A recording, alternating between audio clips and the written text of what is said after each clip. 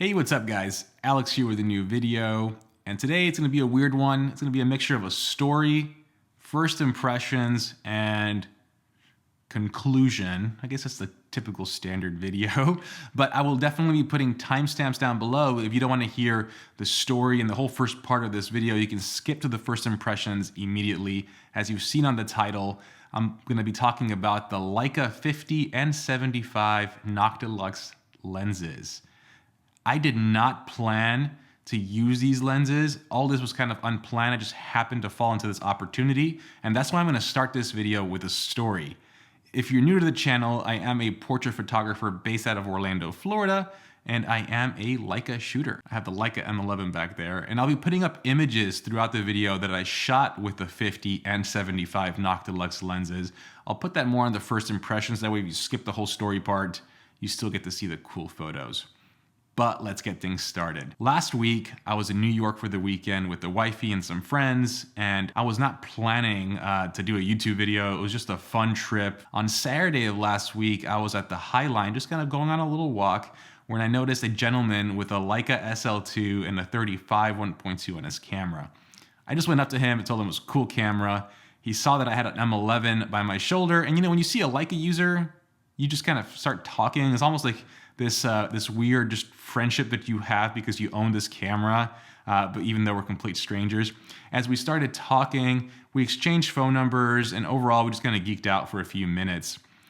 He ended up texting me later that night, asking if I had a YouTube channel because I looked familiar. What he didn't realize was he's actually a subscriber to this channel, and after kind of kicking things off from there, he offered to meet up the next day and let me shoot with his 75 Noctilux. Taking a step back after the conversation, you know, I can now call him Steve, right? That was his name. And he was a Leica enthusiast. And throughout our entire conversation, he would not stop talking about the Leica 75 Noctilux. I had zero interest in that lens. First of all, I can't afford that lens. Second, I've never really shot 75mm. And if you're familiar with the channel or all my photos, usually I kind of cap my focal length at 50. That's where I'm comfortable. Anything longer than that, I'm not a huge fan.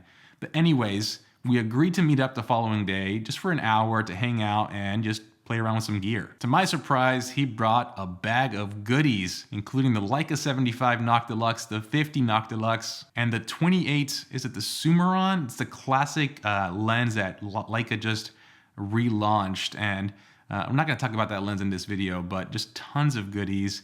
And here's where my first impressions start. As I mentioned, he was a huge fan of the 75 Noctilux, so I decided to slap it on my camera. And again, we were just going to hang out, walk around the streets of Soho for an hour, and just use this gear. I did not bring my Noctilux. I did not bring my Canon camera to film some behind the scenes because all this was completely unplanned. So I put on the 75 Noctilux. I took a quick test picture. It was game over. Automatically, when I saw that picture on my camera, I was like, this thing is incredible.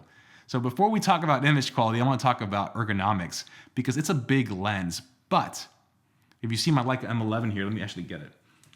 I have the Leica hand grip on the camera and the thumb support. And when you have both these accessories, even though the Leica 75 Noctilux is a big lens, it's very manageable. And that really surprised me because this is a very small camera.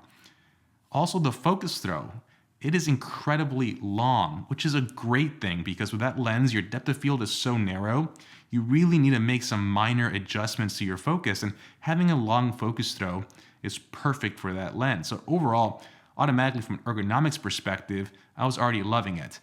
If you don't have a hand grip or you don't have the thumb support, I just don't see how it's comfortable using that lens on an M body because it's so big and front heavy and this body's so thin. I think you really need to have both these accessories to really get the maximum enjoyment of the lens.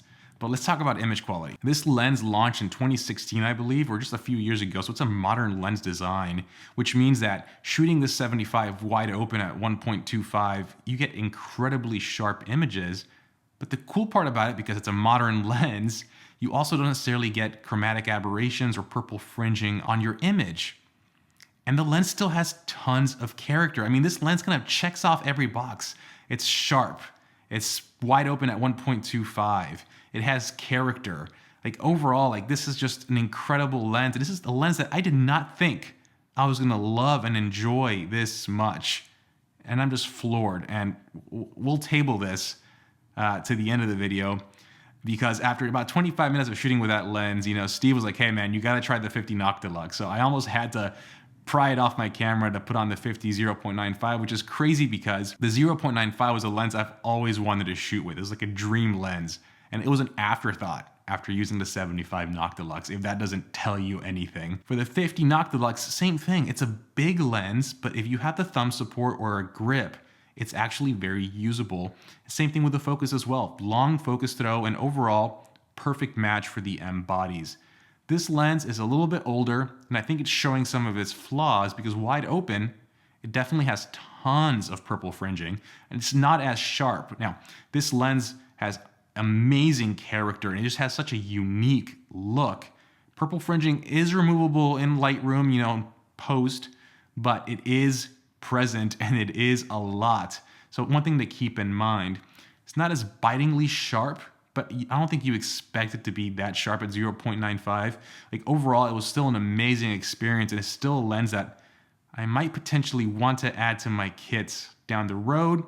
But after using it, even though it was incredible and I loved the images I got out of it, it was just so hard to walk out of this experience saying, I want this over the 75.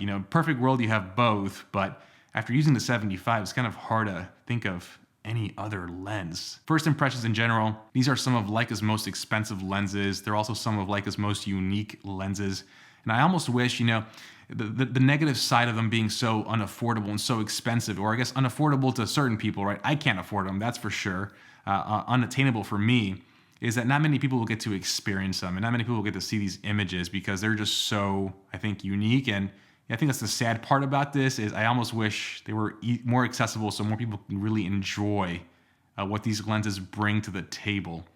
But for my final thoughts, what's super interesting about this whole experience is I didn't think I was going to be a fan of the 75 focal length or the 75 Noctilux. Now it's a lens I can't stop thinking about. It's that good. I ended up renting, I'm not sure if you saw it already, the 75 Voigtlander Nocton for the weekend to give it a shot because I need to fill my 75mm itch. I'm probably also going to rent the 75 Apo and kind of see which one I like better so I can add it to my kits, because this focal length, surprisingly, is so usable with the rangefinder. That was one of my fears with this focal length is, obviously as you get longer and you're using the rangefinder system, you think it's going to be harder to focus, but 75 is still so close to the 50, and the frame lines are still, I think they're the same as the 50. They share the same frame lines in the camera, that it's still easy to frame and focus.